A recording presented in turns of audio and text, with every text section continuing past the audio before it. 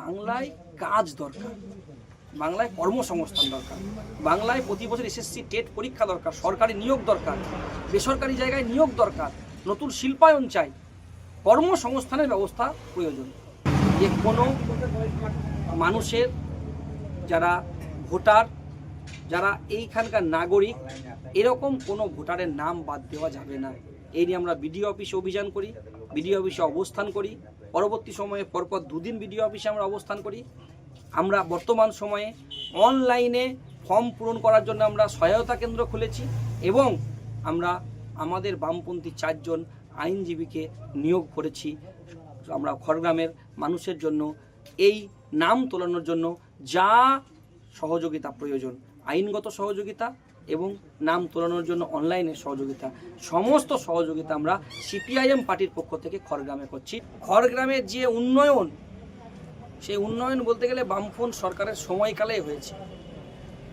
এই 15 বছর তৃণমূলের আমলে উন্নয়নের নমুনা আমরা দেখতে পাইনি। খড়গ্রামের কলেজ বামফ্রন্ট সরকার তৈরি করেছে। খড়গ্রামের school, primary school, SSK, MSK বামফ্রন্ট সরকারের সময় তৈরি হয়েছে। অঞ্চলে অঞ্চলে স্বাস্থ্যকেন্দ্র বামফ্রন্ট সরকারের সময় তৈরি হয়েছে। খড়গ্রামের রুরাল হসপিটাল বামফ্রন্ট সরকারের সময় তৈরি হয়েছে। খড়গ্রাম বিধানসভায় সিপিএম জেতার পরে প্রথম কাজ হবে এই সেতুগুলো নির্মাণ করা। ধামালিপাড়ার সেতু, পুরাডাঙ্গা ঘাটের সেতু ঝিল্লি অঞ্চলে, রানীনগরের সেতু এবং হচ্ছে যাদবপুরের সেতু। প্রচারের ধারা কিরকম? প্রতিদিন খড়গ্রাম বিধানসভা এলাকায় সাধারণ মানুষের ভিড় বাড়ছে এবং গোটা বিধানসভা এলাকায় সাধারণ মানুষ প্রতিদিন আমাদের মিটিংয়ে এবং আমাদের মিছিলে সংখ্যা বৃদ্ধি পাচ্ছে। মানুষ ভরসার জায়গা খুঁজছে। খড়গ্রাম বিধানসভা এলাকায় মানুষ তৃণমূল এবং বিজেপি বিরুদ্ধে ভোট দেবার জন্য তৈরি হয়েছে। এখন আমাদের মূল কথা, গোটা পশ্চিমবাংলা ব্যাপী বেকার যুবকরা যেমন একদিকে কাজ পাচ্ছে না, অন্যদিকে দাঁড়িয়ে পশ্চিমবাংলার সঙ্গে সঙ্গে আমাদের খড়গ্রাম বিধানসভা এলাকায় পরিযায়ী শ্রমিকের সংখ্যা বৃদ্ধি পাচ্ছে। খড়গ্রাম বিধানসভার ম্যাক্সিমাম ছেলেরা, নতুন প্রজন্ম, তাদেরকে থাকতে হচ্ছে কেরালায়, বোম্বে, পুনায়, মহারাষ্ট্রে, তাদের কোনো কাজ নেই। এখন পশ্চিমবাংলার অভ্যন্তরে দিদিমণি বললেন যুবশ্রী প্রকল্পের কথা, যুবসাথী প্রকল্পের কথা, একটার পর একটা প্রকল্পের কথা বলেন। 80 লক্ষর বেশি বাংলার বেকার যুবকরা তারা ফর্ম পূরণ করলেন। নির্বাচনের আগে কেন টাকা পাচ্ছেন না, এর কৈফিয়ত কে দেবে? তাহলে বাংলার বেকার যুবকদেরকে কি প্রতারণা করছে রাজ্যের মুখ্যমন্ত্রী মমতা বন্দ্যোপাধ্যায়? দেশের সরকার, বিজেপির সরকার বেকারের কর্মসংস্থান নিয়ে কোনো কথা বলে না। রাষ্ট্রায়ত্ত যেমন শিল্প বন্ধ হয়, সংস্থা বন্ধ হয়, পাশাপাশি রেলে নিয়োগ বন্ধ হয়, সরকারের নিয়োগ নাই, কৃষি ব্যবস্থা উঠে পড়ছে। ফলে গোটা পশ্চিমবাংলা এবং ভারতবর্ষের মাটিতে বেকার যুবকরা অসহায় অবস্থায় দিন কাটাচ্ছে। আচ্ছা, কোন কোন বিষয় গুরুত্বপূর্ণ হয়ে উঠেছে খড়গ্রাম বিধানসভা নির্বাচনের ক্ষেত্রে? খড়গ্রাম বিধানসভা এলাকায় বামফ্রন্ট সরকারের সময় আমাদের খড়গ্রামের 77 সাল থেকে 2011 সাল পর্যন্ত 3 জন বিধায়ক ছিলেন। কমরেড দীনবন্ধু মাঝি, কমরেড বিশ্বনাথ মণ্ডল, কমরেড মানবেন্দ্রনাথ সাহা। এই 3 জন বিধায়ক খড়গ্রামের যে উন্নয়ন, সেই উন্নয়ন বলতে গেলে বামফ্রন্ট সরকারের সময়কালে হয়েছে। এই 15 বছর তৃণমূলের আমলে উন্নয়নের নমুনা আমরা দেখতে পাইনি। খড়গ্রামের কলেজ বামফ্রন্ট সরকার তৈরি করেছে। খড়গ্রামের school, primary school, SSK, MSK বামফ্রন্ট সরকারের সময় তৈরি হয়েছে। অঞ্চলে অঞ্চলে স্বাস্থ্যকেন্দ্র বামফ্রন্ট সরকারের সময় তৈরি হয়েছে। খড়গ্রামের রুরাল হসপিটাল বামফ্রন্ট সরকারের সময় তৈরি হয়েছে। এখন খড়গ্রাম বিধানসভা এলাকার প্রতিটা অঞ্চলের স্বাস্থ্যকেন্দ্রগুলো যাবেন, দেখবেন স্বাস্থ্যকেন্দ্রগুলো ভেঙে পড়ছে, স্বাস্থ্যকেন্দ্রগুলোয় গোবর দেওয়া হচ্ছে, ঘুঁটে দেওয়া হচ্ছে, স্বাস্থ্যকেন্দ্রে ডাক্তার পাওয়া যাচ্ছে না, ওষুধ পাওয়া যাচ্ছে না। রাজ্য সরকারের মুখে কোনো কথা নেই। বামফ্রন্ট সরকারের সময় আমাদের খড়গ্রাম রুরাল হসপিটালে যেমন বেড থাকতো, যেমন ওষুধ থাকতো, তার পাশাপাশি অপারেশন হতো। এখন অপারেশন থিয়েটার আছে, কিন্তু অপারেশন করার ডাক্তার নাই, যন্ত্রপাতি নাই। এমনকি খড়গ্রাম হসপিটালে সেলাইন পাওয়া যাচ্ছে না, ওষুধ পাওয়া যাচ্ছে না, বাইরের ওষুধের দোকান থেকে ওষুধ কিনে নিয়ে যেতে হচ্ছে। খড়গ্রামে হচ্ছে স্বাস্থ্য ব্যবস্থা। খড়গ্রামে বামফ্রন্ট সরকারের সময় আমাদের কান্দি থেকে গাঁদলাঘাট হয়ে সাদল অঞ্চল ঢোকার যে মূল ব্রিজ, গাঁদলাঘাটের সেতু, বামফ্রন্ট সরকারের সময় করেছিলাম আমরা। বোলতুলুর ব্রিজ আমরা করেছিলাম বামফ্রন্ট সরকারের সময়। একটার পর একটা ব্রিজ হয়েছিল। হ্যাঁ, আমরা পারিনি। আমরা যেমন ধামালিপাড়ায় সেতু নির্মাণ করতে পারিনি, আমরা ঝিল্লি অঞ্চলের পুরাডাঙ্গা ঘাটের সেতু নির্মাণ করতে পারিনি, যাদবপুরের ঘাটের সেতু নির্মাণ করতে পারিনি, আমরা রানীনগরের সেতু নির্মাণ করতে পারিনি। কিন্তু আমরা এই নির্বাচনে আমাদের প্রত্যয়, আমাদের আশা এবং মানুষের কাছে আমাদের ভরসা দেওয়ার জায়গা এটাই যে খড়গ্রাম বিধানসভায় সিপিএম জেতার পরে প্রথম কাজ হবে এই সেতুগুলো নির্মাণ করা। ধামালিপাড়ার সেতু, পুরাডাঙ্গা ঘাটের সেতু ঝিল্লি অঞ্চলে, রানীনগরের সেতু এবং হচ্ছে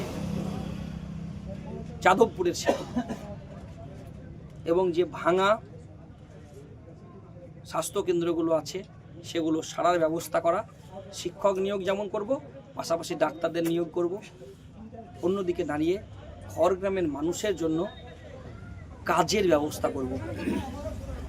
ইউরিয়া, ডিএপি, কীটনাশকের দাম কমাবো এবং কৃষিক্ষেত্রে যাতে উপার্জন হয় তার ব্যবস্থা করব। পরিযায়ী শ্রমিকদেরকে ফিরিয়ে পশ্চিমবাংলায় আমরা কাজের ব্যবস্থা করব, যাতে কাজ পায়। মানুষের বিশ্বাস, মানুষের ভরসা এবং মানুষ প্রতিদিন বামপন্থীদের মিটিংয়ে মিছিলে ভিড় বাড়াচ্ছে। আচ্ছা, এই খড়গ্রাম অঞ্চলের স্কুলের কি অবস্থা? খড়গ্রাম বিধানসভা এলাকায় বামপন্থ সরকারের সময় আমরা যে এসএসকে এমএসকে স্কুলগুলো তৈরি করেছিলাম, প্রায় বন্ধ হতে চলেছে। কয়েকটা স্কুল বন্ধ এসএসকে এমএসকে। ছাত্র নেই, শিক্ষক নেই, নতুন কোনো নিয়োগের ব্যবস্থা নেই। এই জায়গায় দাঁড়িয়ে খড়গ্রামকে তো বাঁচাতে হবে, খড়গ্রামের ছাত্রদেরকে তো বাঁচাতে হবে। বামপন্থ সরকারের সময় কলেজের যে উন্নতি ছিল সেই উন্নতি এখন নতুন করে আর কোনো অনার্স চালু হচ্ছে না। তাহলে এই উন্নয়নগুলোর দরকার আছে। শিক্ষা তলানিতে ঠেকছে খড়গ্রামে। খড়গ্রামের মানুষকে বাঁচাতে হবে, খড়গ্রামকে বাঁচাতে হবে, খড়গ্রামের শিক্ষা, খড়গ্রামের স্বাস্থ্য, খড়গ্রামের বেকার যুবকদেরকে বাঁচাতে হবে, শ্রমিক, কৃষক, ক্ষেতমজুর, মেহনতি মা বোনেদেরকে বাঁচাতে হবে। আচ্ছা, এই মধ্যপ্রাচ্যে যে যুদ্ধ চলছে আমেরিকা ও ইরানের মধ্যে, তার প্রভাব খড়গ্রামের পরিযায়ী শ্রমিকদের জীবনে কি পড়ছে, বা তাদের পরিবাররা যারা ওখানে আটকে রয়েছেন এই যুদ্ধের মাঝখানে, তাদের পরিবারদের কি অবস্থা এখন? খড়গ্রামের মানুষ প্রতিদিন মারা বাবারা কাঁদছে এই কারণে যে পরিবারের ছেলেদেরকে বাড়ি ঘর, স্ত্রী, বাচ্চা ছেড়ে অন্য রাজ্যে, অন্য দেশে কাজ করে যেতে হচ্ছে এবং তাদের জীবনের কোনো নিশ্চয়তা নেই। এমন যেমন ওদিকে হচ্ছে, আবার ভারতবর্ষের মধ্যে অন্য রাজ্যে যাবেন, যে রাজ্যে বাংলার পরিযায়ী শ্রমিককে বাংলায় কথা বলার অপরাধে মুসলিম বলে তাকে থুতু ফেলে থুতু চাটতে হচ্ছে, বাংলায় কথা বলার অপরাধে তাকে খুন করা হচ্ছে। বাংলায় কাজ দরকার, বাংলায় কর্মসংস্থান দরকার, বাংলায় প্রতি বছর এসএসসি টেট পরীক্ষা দরকার, সরকারি নিয়োগ দরকার, বেসরকারি জায়গায় নিয়োগ দরকার, নতুন শিল্পায়ন চাই, কর্মসংস্থানের ব্যবস্থা প্রয়োজন। আচ্ছা, আপনারা পশ্চিমবঙ্গে নির্বাচনী বিধি শুরু হওয়ার আগে একটি বাংলা শিল্প চাই কাজ চাই বলে একটি যাত্রা করেন, তো তার সাড়া কেরম পেয়েছিলেন আপনারা? গোটা বাংলায় শিল্প চাই কাজ চাই বাম পথে বাংলা চাই, আর তার ঠিক কদিন আগেই হয়েছিল বাংলা বাঁচাও যাত্রা। গোটা পশ্চিমবাংলায় বেকার যুবকরা শিল্প চাই কাজ চাই বাম পথে বাংলা চাই এই স্লোগানকে সাড়া দিয়েছে এবং গোটা বাংলার যুব সমাজ এবং বামপন্থীদের হয়ে লড়াই করছে। কারণ বামপন্থা ছাড়া বিকল্প কোনো রাস্তা নেই। বামপন্থা ছাড়া বেকার যুবকরা কাজ পাবে না, বামপন্থা ছাড়া ছাত্ররা তার শিক্ষার অধিকার পাবে না, বামপন্থা ছাড়া মা বোনেরা তার সম্মান ফিরে পাবে না, বামপন্থা ছাড়া বাংলার শ্রমিক ক্ষেত মজুর গতরের দাম পাবে না, বামপন্থা ছাড়া কৃষক তার ফসলের দাম পাবে না। এই বামপন্থার পুনরুত্থান হবে। আচ্ছা, খড়গ্রামে এসআইআর এর প্রভাব কি পড়েছে এবং তার ব্যবস্থা হিসাবে আপনারা কি কি কাজ করছেন? যেদিন এসআইআর ঘোষণা করে আমরা প্রথম বলেছিলাম যে ভোটার অধিকার সহায়তা কেন্দ্র আমরা খুলি। পরবর্তী সময়ে সেখানে ফর্ম পূরণ করা, ফর্ম জমা দেওয়া। পরবর্তী সময়ে যখন আমরা দেখলাম যে কিছু মানুষের নাম ডিলিট হলো এবং কিছু মানুষের নামে তারা জুডিশিয়ালি স্ট্যাম্প বসিয়ে দিল, সেদিনই আমরা বলেছিলাম যে কোনো মানুষের যারা ভোটার, যারা এইখানকার নাগরিক, এরকম কোনো ভোটারের নাম বাদ দেওয়া যাবে না। এই নিয়ে আমরা বিডিও অফিসে অভিযান করি, বিডিও অফিসে অবস্থান করি। পরবর্তী সময়ে পরপর 2 দিন বিডিও অফিসে আমরা অবস্থান করি। আমরা বর্তমান সময়ে অনলাইনে ফর্ম পূরণ করার জন্য আমরা সহায়তা কেন্দ্র খুলেছি এবং আমরা আমাদের বামপন্থী 4 জন আইনজীবীকে নিয়োগ করেছি। আমরা খড়গ্রামের মানুষের জন্য এই নাম তোলানোর জন্য যা সহযোগিতা প্রয়োজন, আইনগত সহযোগিতা এবং নাম তোলানোর জন্য অনলাইনে সহযোগিতা, সমস্ত সহযোগিতা আমরা সিপিআইএম পার্টির পক্ষ থেকে খড়গ্রামে করছি এবং মানুষ এই সহায়তা আমাদের কাছে নিচ্ছে। মানুষ তৃণমূল বিজেপির কাছে যায় না, কারণ খড়গ্রামের মানুষ তৃণমূল বিজেপির উপর ভরসা করে না। ওরা ফর্ম পূরণ করলে ওরা ভুল পূরণ করে, মানুষ এসে বলছে, আমরা বলছি না, তাই মানুষ আমাদের কাছে আসছে। আচ্ছা, আমার শেষ প্রশ্ন থাকবে আপনার কাছে, খড়গ্রাম বিধানসভা থেকে আপনি নির্বাচিত হয়ে এলে প্রথম 5টি কাজ কি থাকবে আপনার? খড়গ্রাম বিধানসভায় প্রথম কাজ হবে যে 4টি সেতুর কথা বললাম। 1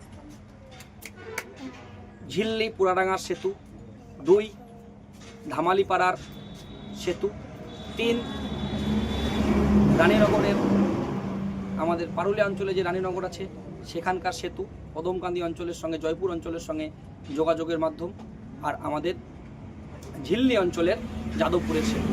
এটা হচ্ছে প্রথম 1 নম্বর কাজ। 2 নম্বর কাজ, খড়গ্রাম এলাকা জুড়ে বেকার যুবকদেরকে কাজ পাইয়ে দেওয়ার জন্য আমরা শিল্পায়নের ব্যবস্থাপনা তৈরি করব, যাতে খড়গ্রামের ছেলেদেরকে অন্য রাজ্যে কাজ করতে যেতে না হয়, যাতে খড়গ্রামের ছেলেরা বাড়িতে বসে কাজ পায়, তার ব্যবস্থা তৈরি করব। 3 নম্বর কাজ করব, যত স্বাস্থ্য কেন্দ্রগুলো আছে সেই স্বাস্থ্য কেন্দ্রগুলোকে যেভাবেই হোক সারাই করা এবং তার সঙ্গে ডাক্তার নিয়োগ করার ব্যবস্থা করা এবং স্বাস্থ্য কেন্দ্র যাতে মানুষ সুবিধা পায় তার পরিকল্পনা করা। আমাদের নগর কীর্তিপুর অঞ্চলের সেন্টার, এখানে হসপিটাল নেই, এখানে আমরা একটা হসপিটাল তৈরি করব, যাতে এই কীর্তিপুর অঞ্চলের সাধারণ মানুষকে দূর দূরান্তে খড়গ্রাম হোক বা ইতে ছুটে না যেতে হয়, নগর বা বহরমপুর বা পারুলিয়া, আমাদের রামপুরহাট, বিভিন্ন জায়গায় যেন ছুটতে না হয়, তাই হসপিটালের ব্যবস্থা আমরা করব।